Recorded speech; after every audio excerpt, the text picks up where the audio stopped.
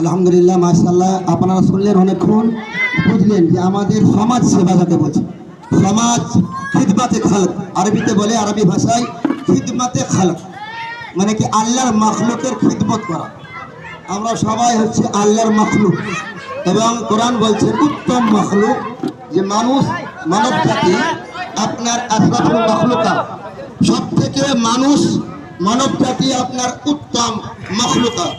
আমরা কোনো হারাম কাজ করবো না, ক্লাব থেকে যাত্রা হবে না, নাটকবাজি, কোনো ডান্স ফাংশন হবে না। কি হবে? এটা কোনো বৃদ্ধ ব্যক্তি মারা গেল, গরিব মানুষ, যারা অসহায় ব্যক্তি, এই যে বললেন আমার বিলাদা এবং হযরত বললেন, হাদিস থেকে বলেন, আমা খালাকতুল জিন্না ওয়াল ইনসা। আমরা সবাই মুসলমান, কেউ এখানে বেধর্মী নাই, সবাই ইসলাম ধর্ম করেছি, এবং আমরা সুন্নি জামাত, আমরা নবীকে মানি, আল্লাহকে মানি।